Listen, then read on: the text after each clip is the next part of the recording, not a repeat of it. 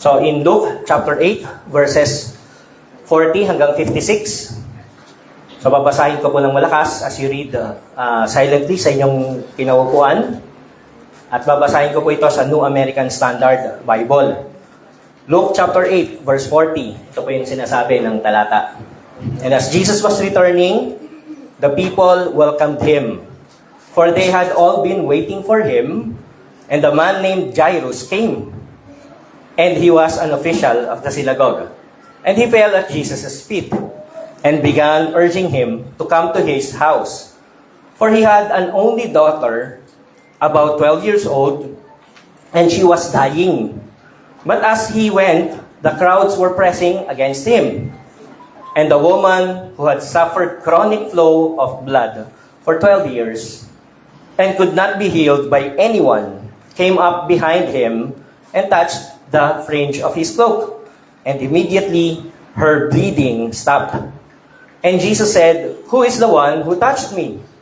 And while they were all denying it, Peter said, "Master, the people are crowding and pressing in on you."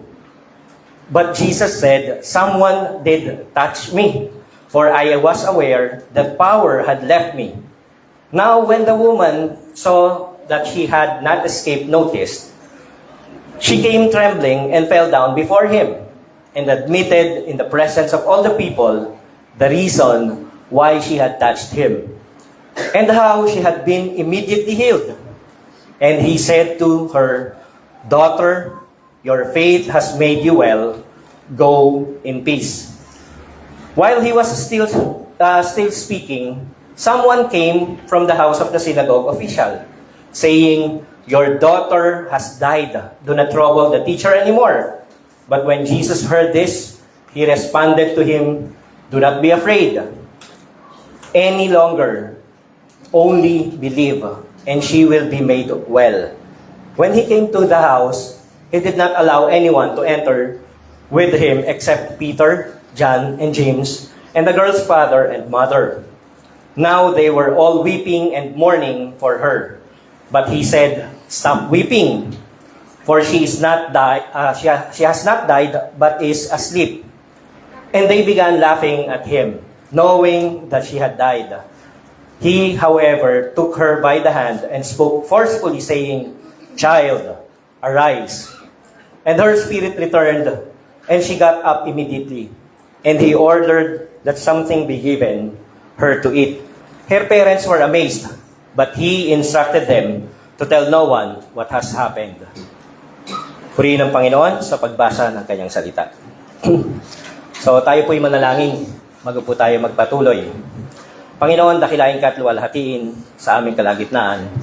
Tunay nga na ikaw ang Diyos na siyang naghahayag ng inyong katotohanan, kaluwalhatian at kapangyarihan sa buhay ng bawat isa. Buksan po ninyo ang aming mga kaisipan at pagkalooban po ninyo kami ng katalinuhan upang anuman po ang siyang ihayag ng inyong salita sa aming kalagitnaan, nawa ito po ay maunawaan namin at maipamuhay sa pang-araw-araw namin pamumuhay. Ipakilala po ninyo ng lubusan ang inyong kaluwalhatian sa aming kalagitnaan at ihayag din po ninyo ang aming kalagayan sa inyong harapan. Salamat po ng marami. Ito ang aming dalangin sa ngalan ni Kristo Jesus. Amen. Amen. So purihin ng Panginoon. Dito po sa ating pag-aaralan ngayong araw na ito, meron tayong at least dalawang bagay na dapat ilagay sa ating kaisipan, no? Isa puso sa ating kaisipan. Una, Christ's goodness is consistent. No, yung kanyang kabutihan ay nagpapatuloy, hindi nagbabago. No, kagaya ng kanyang karakter, kagaya ng kanyang pagkatao, ang kanyang kabutihan, ganun din, hindi rin nagbabago. No? Mula pa noon hanggang sa kasalukuyan, nung panahon na yan, hanggang sa ngayon, nananatiling mabuti ang ating Diyos. Pangalawa, Christ's power and authority is complete. No? Wala nang hahanapin pa. Kompleto na. So, dito tayo sa unang bahagi, ano? Itong unang punto natin. Christ's goodness is consistent. Ito po ay isang classic example ng kabutihan ng ating Panginoong Hesukristo. Itong story na to, no? Classic example po ito ng kabutihan ng ating Panginoong Hesukristo.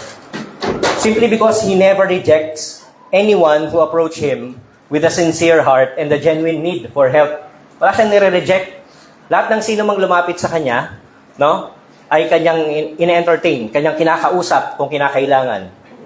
At times, pinuntahan pa mismo ng ating Panginoong Hesukristo yung mga nangangailangan talaga ng kanyang tulong. Intentionally, sabi nga, no, intentionally pumunta ang ating Panginoong Hesukristo sa Samaria, wherein hindi na yung dinadaanan ng mga Hudyo. No? Umiilag sila para lang makapunta sila sa kabilang bahagi ng Israel o ng Israel. Iilagan nila yung Samaria. Iikutan nila yun kahit mas malayo yung travel nila. Pero intentionally ang ating Panginoong Hesukristo pumunta sa lugar ng Samaria only to minister to the woman, no? Na mayroong problema sa kanyang morality, no? Na mayroong problema sa kanyang yung kanyang estado, yung nawawalan siya ng kasiguruhan sa kanyang salvation. Hindi niya alam kung ano yung kanyang katayuan bilang isang nilikha ng Diyos. No, intentionally pinuntahan siya ng ating Panginoong Hesukristo to be ministered ng ating Diyos. No? So mula sa lungsod ng Gerasenes, no? Na hostile, kung saan pinalaya niya yung demon-possessed by legion, bumalik ang ating Panginoong Hesukristo sa bayan ng mga Hudyo. Most probably, yung kanilang dinaungan is yung dalampasigan ng Sea of Galilee na malapit sa Capernaum. Simply because si Jairus ay from Capernaum. Now, malawak yun malaki yun at malaki din ang lugar ng mga Hudyo. And therefore, medyo mas logical na sabihin na nandoon sila dumaong sa malapit sa dalampasigan ng Capernaum. No? Sea of Galilee na malapit sa bayan ng Capernaum. So sinalubong siyang muli ng mga Hudyo o ng ng townspeople na matagal na naghihintay sa kanya. They were waiting for the Lord nang siguro hindi lang araw, no? Siguro umabot din yan ng how many days, no? Hindi lang isang araw yan. Kasi yung Sea of Galilee, malaki yun eh. Although it is originally a lake, pero kaya sa tinatawag as Sea of Galilee dahil malaki siya, malawak siya. So yung pag-travel nila noon, hindi naman kagaya ng pag-travel natin ngayon na demotor yung mga bangka nila, no? So most probably matagal yung kanilang pag-travel. Papunta doon sa Gerasenes at pabalik sa malapit sa Capernaum. So matagal naghintay sa kanya yung crowd, no? Isa nga sa mga naghintay sa kanya sa pagbabalik niya ay isang local synagogue leader. Isang local synagogue leader na ang pangalan ay si Jairus. He was a well-known religious leader sa kanilang bayan. So alam naman po natin kung paano nila i-treat ang ating Panginoong Hesukristo, ang mga religious leaders. Alam naman natin, according to what we have read in the Bible, iba ang treatment ng mga religious leaders sa ating Panginoong Hesukristo. Palagi nilang tinatrap ang ating Panginoong Hesukristo. Pero syempre, hindi naman lahat. No? Probably isa si Jairus sa mga exemption, sa mga nagtatrato sa ating Panginoon na hindi maganda. Pero majority ng mga religious leaders ay hindi mabuti ang pakikitungo sa ating Panginoong Hesukristo. Ganun pa man, kahit na hostile ang pagtrato ng mga religious leaders kay Jesus, sinamahan pa rin ng ating Panginoong Hesukristo si Jairus sa kanyang request na sumama sa kanilang tahanan. Sabi nga natin si Jairus, nabasa nga natin si Jairus ay isang religious leader, and yet the Lord has accompanied him pabalik ng kanilang bahay. Simply because naranasan o naramdaman ng ating Panginoong Hesukristo at alam, hindi lamang basta naramdaman, kung hindi alam ng ating Panginoong Hesukristo na genuine yung need ni Jairus. And at the same time, the Lord has genuine concern as well para kay Jairus at sa kanyang daughter. No?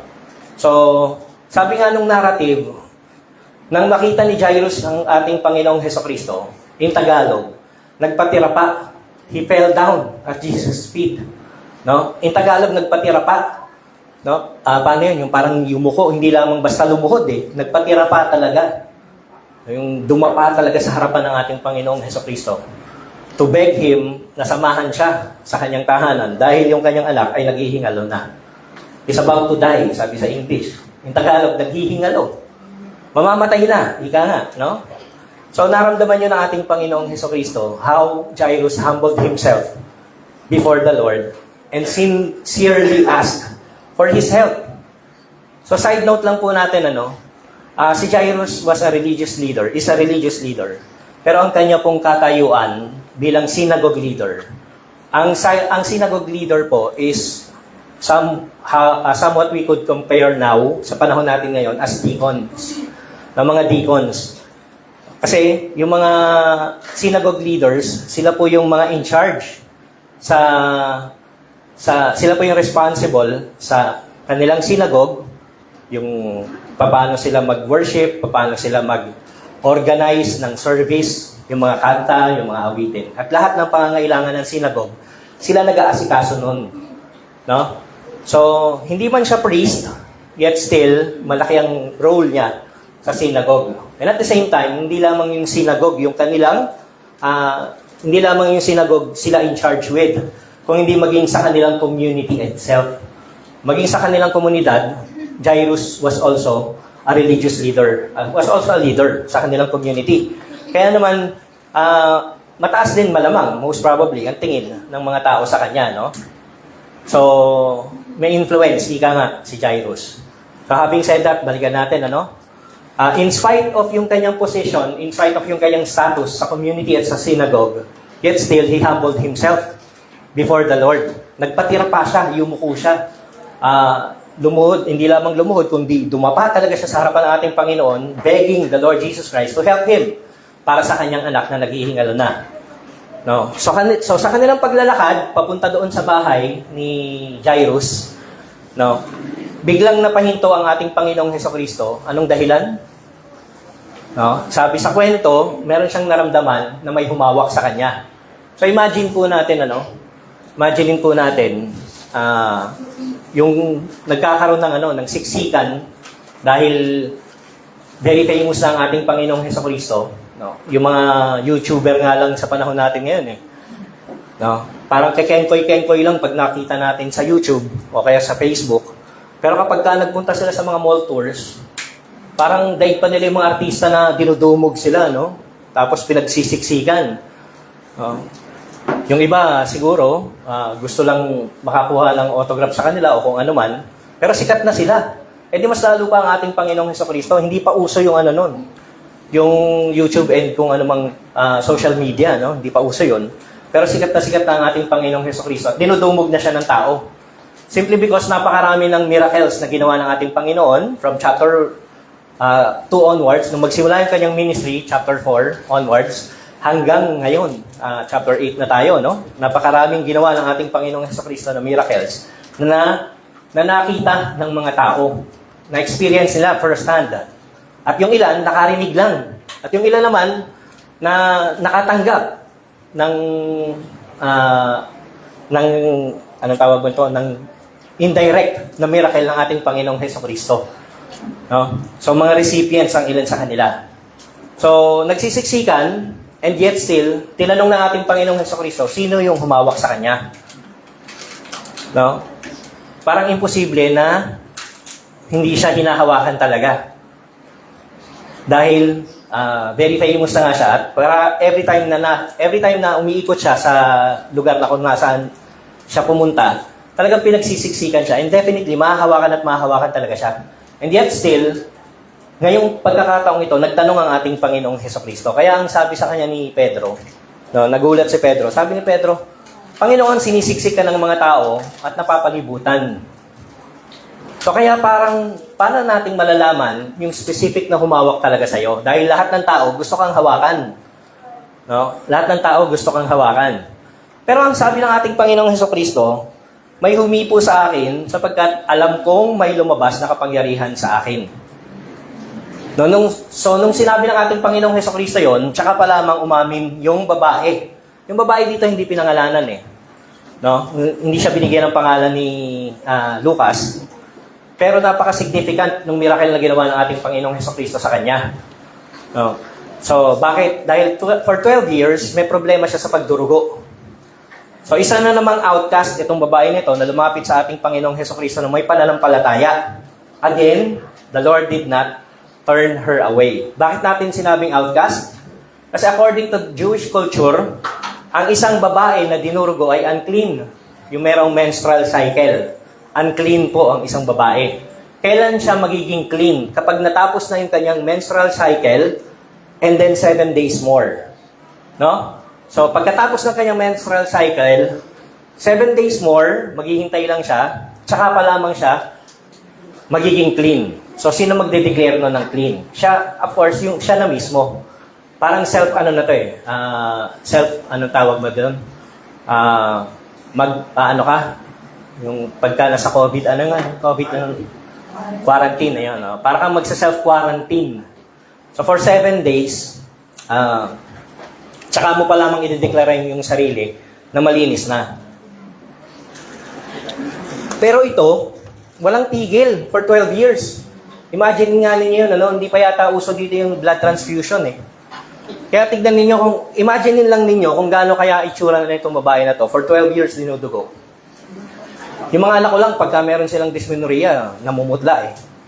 No? Ilang araw lang yun. Lalo pa kaya to, 12 years. 12 taon.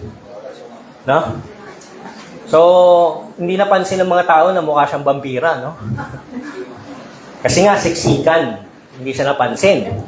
Hindi rin alam ng mga tao na siya ay unclean kasi hindi siya nagdeklara. And at the same time, siksikan. No? So, kung malalaman lamang ng mga tao, malamang pinalaya siya at malamang pinarusahan pa siya. Kasi unclean nga siya eh. Oh. So, for 12 years, na walang tigil yung kanyang pagdurugo, unclean and outcast ang turing ng community sa kanya, supposedly. Unclean and outcast siya. Ironically, pansinin po natin, ironic to masyado. Kasi, ang pagdurugo ng isang babae, in their time, is considered unclean. Pero ano ba ang naglinis ng kasalanan ng sanlibutan? Imaginein po natin, yung pagdurugo ng isang babae is considered as unclean, but the blood of the Almighty has cleansed us, each and every one of us. Yun yung irony. No? Yun yung irony ng ating sitwasyon sa ating mundo na ginagalawan.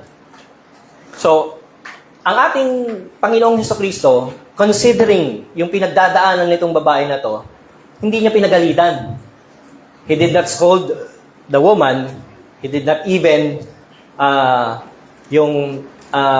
pinarusahan yung babae na ito.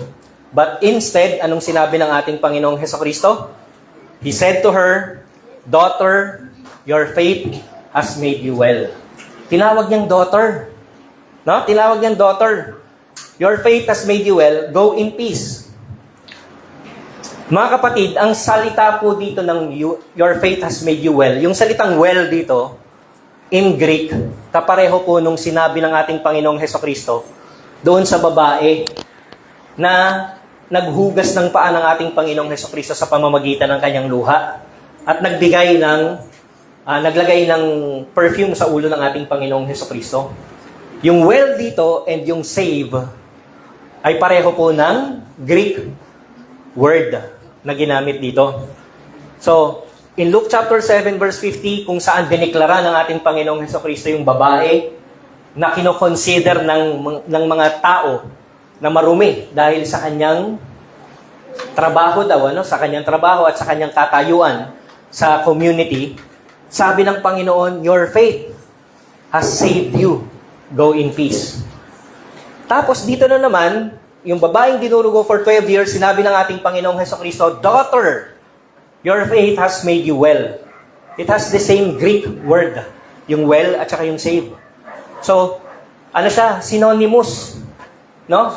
Synonym ng well at saka yung faith, yung pagkakagamit dito, ng save, ang pagkakagamit dito ng ating Panginoon, pertaining to what they have believed about the Lord. No? So, iisa lang po yan ng sinasabi. And yes, it was their faith that saved them, pero ang faith na meron sila ay hindi nag-originate sa kanilang sarili. Hindi yan nag-originate sa kanilang sarili. Kung hindi, ipinagkaloob yan ng Diyos sa bawat isa sa kanila. They will never have the saving faith if they were not drawn by God to the Lord Jesus Christ. Hindi sila magkakaroon ng saving faith kung hindi sila drino ng Diyos kay Jesus Christ. Pero tingnan nyo parehong babae po ang pinatutungkulan ng ating Panginoong Hesukristo dito. Ng kwento dito, parehong babae yan. Ano ba ang consideration sa mga babae during their time? Second-class citizen. No? Hindi masyadong pinapansin, masyado ang mga kababaihan noon. Pero ang ating Panginoong Hesukristo, binigyan ng importansya ang mga babae, ang role ng mga babae. At yung dignity ng mga babae ay inangat ng ating Panginoon to the level na kapantay talaga ng bawat nilalang ng Diyos. No? Kaya nga ang chapter 8, magugulat ka, chapter 8, nagsimula na the Lord Jesus Christ is accompanied by women. Binanggit doon si Mary Magdalene at yung iba pa. Kaya yun pala yung purpose nun. No? Inihahayag ng Panginoong Hesukristo na hindi outcast sa community ang mga babae. Hindi sila second-class citizen. Kapantay nyo ang mga kababaihan. Kapantay ng mga kalalakihan ang mga kababaihan. Kung meron kayong faith at kung meron kayong pananampalataya, naniniwala, kung meron kayong significance sa community at sa spiritual realm, ganon din ang mga kababaihan. Ito po yung mensahe na sinasabi ng ating Panginoong Hesukristo dito sa chapter 8. Makikita natin dito na puro kababaihan, or hindi man puro, pero hindi nineglect ng Panginoong Hesukristo ang role at significance ng mga kababaihan na tumanggap ng kanyang saving mercy and grace. No? So, napakahalaga po nitong chapter 8 na ito na makikita natin. So, yung faith nila, hindi nag-originate sa kanila, but it has been given by the Lord Jesus Christ, or given by God. Kaya nga tinawag ng Panginoong Hesukristo ang babaeng gumaling sa pagdurugo ng daughter. Naalala ninyo? Sabi ng ating Panginoong Hesukristo, anyone whom the Father draws to me, hindi niya itataboy or itatakwil. So, sino daw ang nagdodraw sa ating Panginoong Hesukristo? Ang Ama. Ang nagdraw sa babaeng ito na 12 years nang dinurugo. 12 taon na dinurugo. No? Dahil kaya nga ibinilang ng ating Panginoong Hesukristo ang babaeng ito as His daughter. Kapamilya. Kabahagi ng kanyang pamilya. So, hindi rin ito ang unang pagkakataon actually, no? Hindi lang ito yung unang pagkakataon na merong gumaling sa pamamagitan lamang ng paghawak sa ating Panginoong Hesukristo. This is not the first time. Kasi it has been already recorded nung Luke chapter 6 pa lamang, marami na rin ang gumaling dahil nahawakan nila ang ating Panginoong Hesukristo. Pero this was the only incident na nag-react ng ganito ang ating Panginoong Hesukristo. So, kung meron po kayong mga Bibles, buksan po ninyo sa Luke chapter 6 verse 19. Ito po yung sinasabi sa Luke chapter 6 verse 19. And all the people were trying to touch him because power was coming out or was coming from him and healing them all. Pero bakit ng mga pagkakataong yan, hindi nagtanong ang ating Panginoong Hesukristo? Bakit hindi siya nagtanong na sino ang humawak sa akin? Bakit itong pagkakataon lang na ito? Bakit ganito ang reaksyon ng ating Panginoong Hesukristo? Ito po yung pinakaposibleng dahilan, mga kapatid. Because Christ's goodness is not only consistent, it was also intentional. No? Intentional din po. Of all places pa talaga, doon pa dumaong ang bangka ng ating Panginoong Hesukristo, kung saan naroon si Jairus at saka itong babaeng may problema sa pagdurugo. Coincidence po ba yon? Of course not. It was intentional. No? Ang ano po yung intention dito ng ating Panginoong Hesukristo? Una, yung pagpapatotoo. No? Yung pagpapahayag ni Elizabeth sa Magnificat. Sino si Elizabeth? Yung pinsan ni Mary, the mother of Jesus Christ. Ano yung kanyang pinatotoo sa Magnificat? Yung Magnificat, yung kanyang kanta.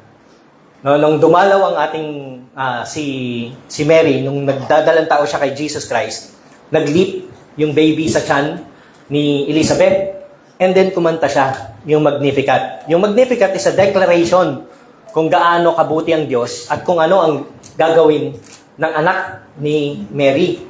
Now, isa doon sa kanyang deklarasyon, sa Luke chapter 1 pa lamang, verse 52, sabi rito, He has brought down rulers from their thrones and has exalted those who were humble. So ito yung fulfillment ng intention ng ating Panginoon o ng Diyos sa buhay ng ating Panginoong Hesukristo. To bring down rulers from their thrones and exalt those who were humble. Sino yung ruler dito sa incident na to? Si Jairus. He was a synagogue leader, a ruler of their community. No? A ruler of their synagogue. Mataas ang kanyang katungkulan. And yet, anong ginawa niya? He fell at Jesus' feet. Nagpatira pa siya. And this lady, for 12 years, outcast. No? Unclean. Pero anong ginawa ng ating Panginoong Hesukristo? She exalted her and called her, Daughter. No?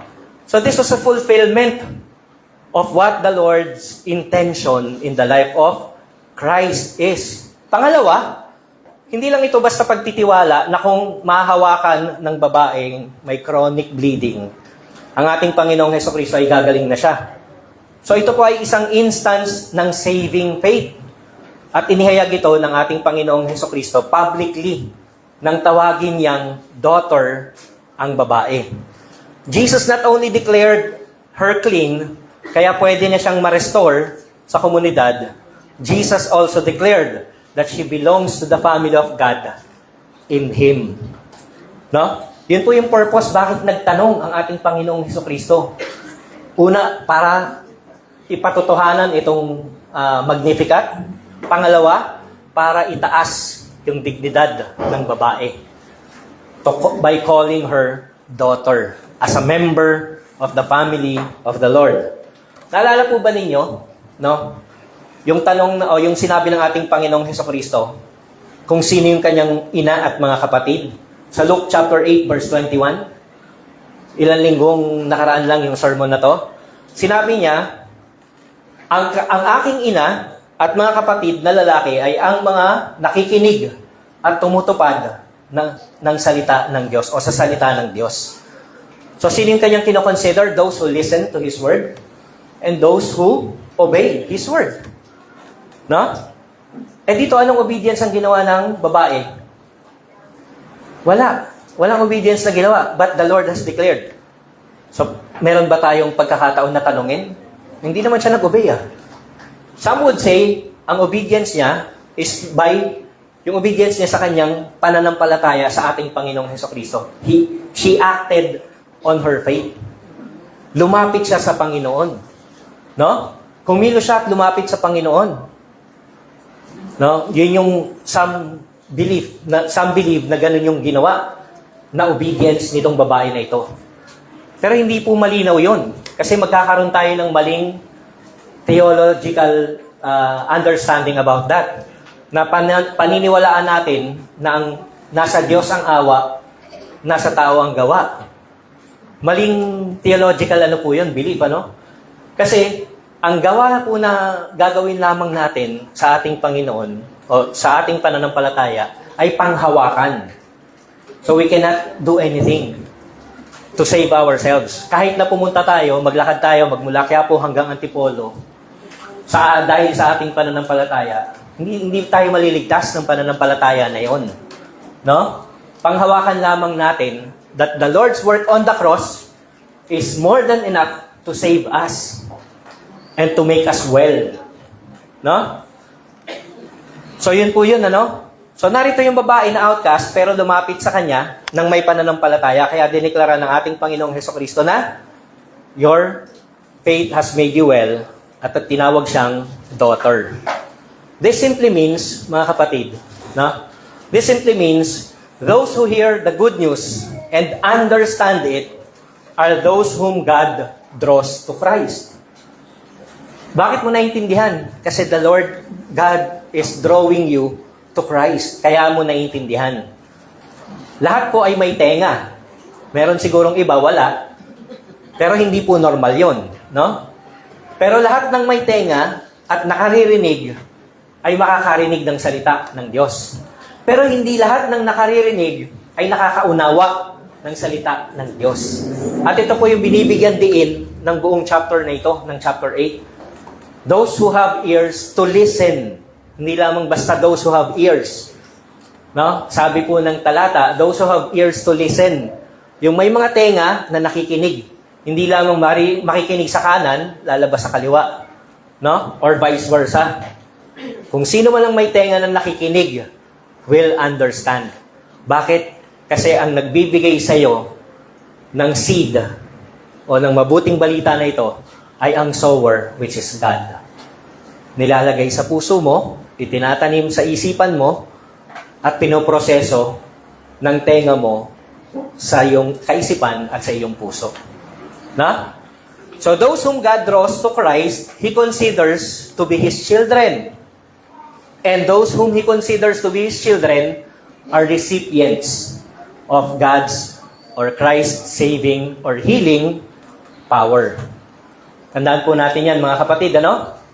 Kapag ka ikaw ay anak ng Diyos, you are recipient of Christ's saving power. Healing in a sense na yung spiritual sickness ay magkakaroon ng healing. Well and good kung pati yung physical sickness mo ay magkakaroon ng healing, pero more on spiritual healing. And yung physical healing mo will be complete sa pagbabalik ng ating Panginoong Hesukristo. Secondly, no? Christ's power and authority is complete. So binigyan na tayo ng magandang mensahe ni Pastor Reka last Sunday patungkol sa power ng ating Panginoong Hesukristo. That Christ's power is beyond the natural realm. Kaya ngayong umagang to, pagtitibayin na lang natin ngayon at i-prove na ang ating Panginoong Hesukristo ay Lord over all. No? So God is Lord over sickness.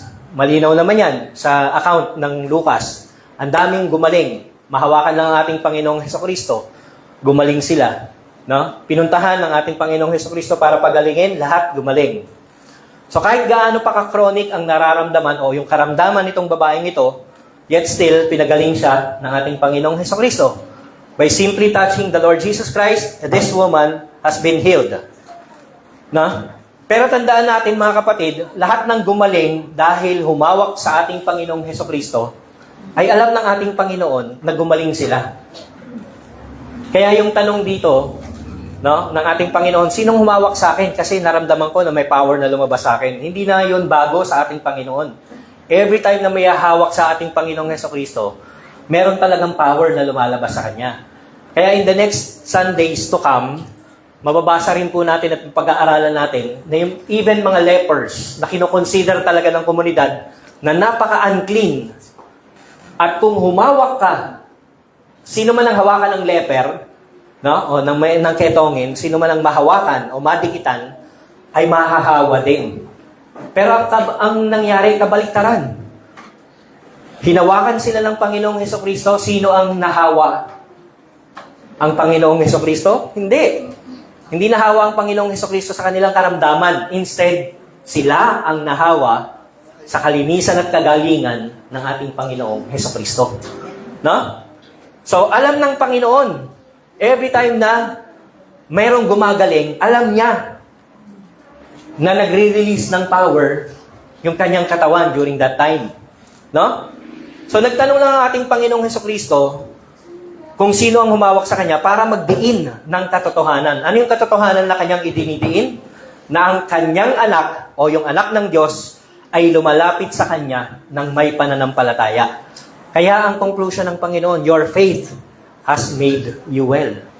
Kasi lumapit ka ng may pananampalataya.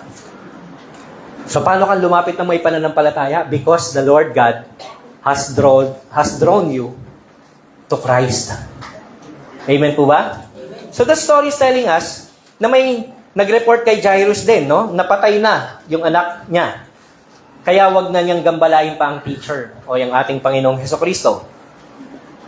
So maraming katanungan dito, no? Ano kaya yung naramdaman ni Jairus nung narinig niya napatay na yung kanyang anak? Imaginein po ninyo. Well, mga kapatid, we can only speculate kasi hindi naman sinabi ng Bible o ng scriptures kung ano yung naramdaman niya. Parang nilalagay lang natin yung sarili natin sa kanyang kalagayan. Ano kaya maramdaman ko kung marinig ko na patay na yung anak ko? No? So, maaaring ganun lang. Pero we will not dwell on that. Ang malinaw po sa kwento, in-encourage siya ng Panginoong Hesukristo in spite of the situation na kinakaharap niya. No? Anong sabi ng Panginoong Hesukristo sa kanya? Do not be afraid, but have faith. Huwag ka matakot, manampalataya ka lang. For your daughter will be made well. Ayun na naman yung salitang made well. No? Your daughter may be made well. So napansin po natin, ayan na naman yung salitang made well. Sabi nga nung messenger, patay na. Pero ang sabi ng Panginoong Hesukristo, your daughter will be made well. No? The same word na ginamit na naman as being saved. Patay na, pero saved ka. Yun yung sinasabi ng ating Panginoong Hesukristo. Oo, pero katulad din ng salitang save, yung well. Anong ibig sabihin ng well? Magiging maayos ang kalagayan ng iyong anak. No? The same word po yan. So, huwag kayong matakot kapag nagbabanggit ang mga pastor sa harapan ng pulpito ng mga Greek word. No? Although wala akong binanggit kung anong salitang Greek word dito. No? Hindi ko sinabi kung ano yung word na ginamit niya in Greek. Kasi kahit nagamitin ko yun sa salitang Greek, hindi niyo naman maintindihan. No, baka sabihin niya, ang galing talaga ni pastor, nag-Greek. Ha? Hindi po ako expert sa Greek, pero yung sign language ng Greek. wala pong sign language ng Greek. Na? So, marami po kasi natatakot when it comes to explaining something theologically. No? Pero ang katotohanan po mga kapatid, lahat tayo nagte-theologize. Lahat tayo gumagamit ng theology. Ang iba nga lang, baluktot yung theology na ginagamit. Kasi ang word po na theology, ito. Ang ibig sabihin po ng theology ay, it is from the two words, which means theos, ayan, tsaka ako gagamit ng Greek, theos at tsaka logos. No? Ano po yung ibig sabihin? Theos meaning God, logos meaning rational expression. So pag pinagsama siya, ang theology, it means the rational interpretation of religious faith. So yun po yung ibig sabihin niyan, ano? So lahat po nagpa-practice ng theology, na iba lang po ang paraan, pero theology pa rin ang application. Kagaya po nitong sa passage na to o kwentong ito, sagana po ang passage na ito sa theology na pinanghahawakan ng ilan. Sad to say, marami ang nagkakamali sa pagkakaintindi, kaya mali din yung application. No? So, nung dumating po sila sa bahay ni Jairus, lahat ng naroroon nag-iiyakan na. Sa kostumbre po nila, dapat talaga merong umiiyak pag merong namatay. So, kapag walang iiyak, mag-hire sila ng mga taga-iyak. Parang kostumbre ng mga Chinese, di ba? Ang mga Chinese, meron silang mga crying ladies. Hinahire nila yun, binabayaran nila yun para umiyak. Paano natin nasabi na hinahire nila yun at ginawa nila yung kostumbre niyan? Kasi nang sabihin ng Panginoong Hesukristo, huwag kayong malungkot, huwag na kayong umiyak. Kasi natutulog lang siya. Anong ginawa nila? Pinagtawanan nila ang Panginoong Hesukristo. Ano sila, mga baliw? Kaya iyak lang, biglang tumawang. Di ba? Parang ang gulo, di ba? Doon mo makikita na mga binayaran lang sila kasi ang bilis nag-shift nung kanilang pakiramdam. No? So, prina-practice nila yung kanilang kostumbre. No? Sabi ng ating Panginoong Hesukristo, pagka natutulog lang yan, huwag kayong matakot, huwag na kayong umiyak, natutulog lang yan. Pinagtawanan nila kasi alam nila, patay na. Kaya nga sila hinire kasi patay na. No? So, ito po ay isang example ng maling theology. Ano yung maling theology dito? Narinig niyo na po ba yung soul sleep? Narinig niyo na yung soul sleep? Meaning to say, namatay yung isang mananampalataya, humiwala yung soul sa katawan, tapos napunta sa heaven, pero natutulog. Kailan magigising yung soul? Kapag balik ng ating Panginoong Hesukristo para kunin yung katawan at i-reunite yung soul, tsaka lang magigising yung soul. Kasi yung katawan, patay na. Yung soul, tulog. Pero in reality, wala pong tinuturong ganun ng Bible. No? Kasi ang sinasabi na malinaw ng Bible, to be absent in the body is to be present in the Lord. No? So kapag ka ikaw ay namatay, diretso ka na sa langit, sa presensya ng Panginoon. Not necessarily sa langit yan, ano? Na pagkakaunawa natin ng langit, pero sa presensya ng Panginoon, definitely nandun ka na. At hindi tulog yung soul. No? Nakikipag-fellowship ka na sa Panginoong Hesukristo. Hindi pa complete. Yung resurrected body, kasi wala nga yung katawan, nabubulok yung katawan dito sa lupa, no? So, hindi pa complete yung iyong fellowship sa ating Panginoon. Hindi pa consummated. Totally consummated yung fellowship natin sa Panginoon kung tayo namatay, kasi babalik pa ang ating Panginoon para i-resurrect yung ating mga katawan. No? So, anong nangyayari? Ano ang katotohanan dito? Walang soul sleep. Buhay yung gising yung mga souls at nakikipag-fellowship na sa Panginoon at sa isa't isa. And then, yung katawan ng tulog. No? Yung katawan ng tulog. Hindi yung ano tawag mo nito? Hindi yung soul. Yung katawan ng tulog at patay na siya. Maagnas na siya eventually. At yun ang mapapalitan. No? Yun ang mapapalitan. Pag nagising yung katawan, ginising ng Panginoong Hesukristo, yun na yung changed body. So magkakaroon ka na ng maayos na katawan. Tunay at maayos na katawan. Incorruptible na katawan. No? So, ang consideration kasi ng tulog is the same as dead. Kaya nga ang usage ng Old Testament, kagaya halimbawa kay David, no? King David slept with his fathers. Ibig sabihin, patay na silang lahat. Pero ang sinabi ng Panginoon, tulog lang. Sabi ng Old Testament, tulog lang.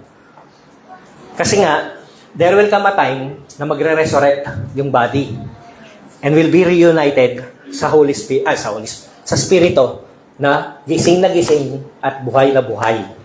Yung Spirito ng mga mananampalataya. Na? Yung kaluluwa ng mga mananampalataya. Okay? So, yun po yung katotohanan. Walang soul sleep. The body may be sleeping, pero in reality naagnas na siya, at ang realidad ay patay na yung katawan. Pero magre-resurrect siya dahil sa power ng ating Panginoong Hesukristo. Na? So, walang soul sleep. Okay? Pangalawa po dito, isa pang theology na mali dito, na misapplied, no? Sandali, Okay. So, isa pang maling theology ay yung buhayin ng ating Panginoong Hesukristo yung bata at bumalik yung kaluluwa nito sa katawan. Anong sabi ng ating Panginoong Hesukristo? Bigyan ng makakain yung bata. No? Nakarinig na po ba kayo ng paniniwala patungkol dyan? Na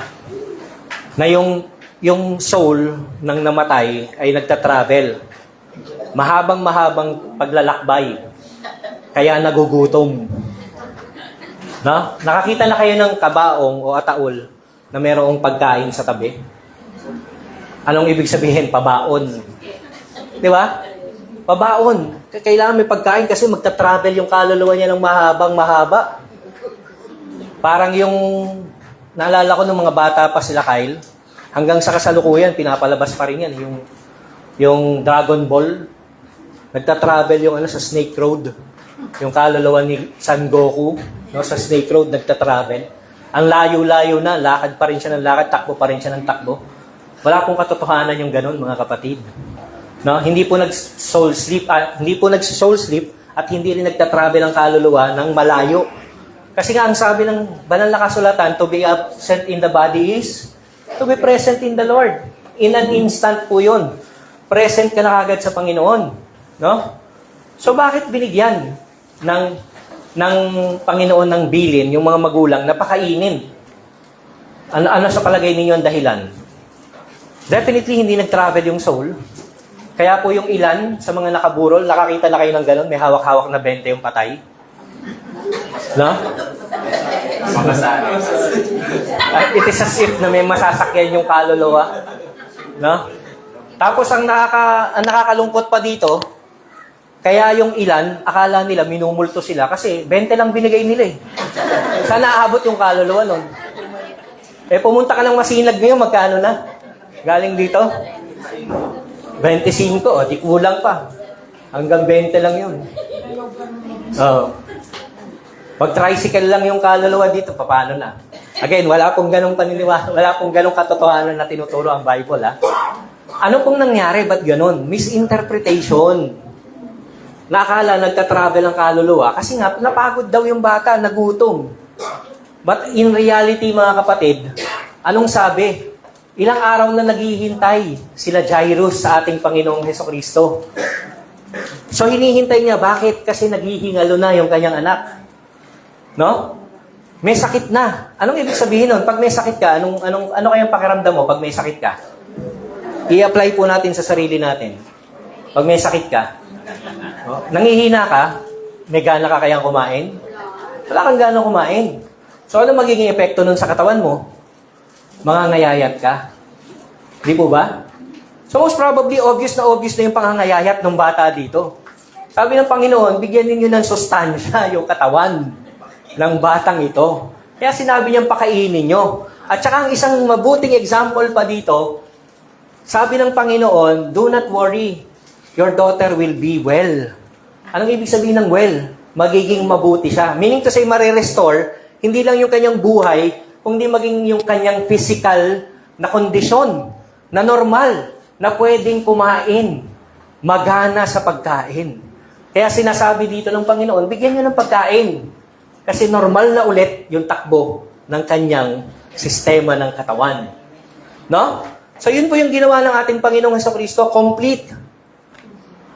Wala nang pabaon na 20 pesos. Na? So, baluktot po yung theology na yon. Ang nangyari po doon, misunderstanding nito, ng passage na to, na nagta-travel yung kaluluwa, no? Kaya marami sa atin ngayon, lalo ng mga Pilipino pag nakarinig. No? Ginaya rin natin, naniniwala din tayo doon sa yung mga Greek mythology ba yon? Na nagbabangka yon sa ilog ng impyerno o kung saan man, yung kaluluwa ng mga tao. No?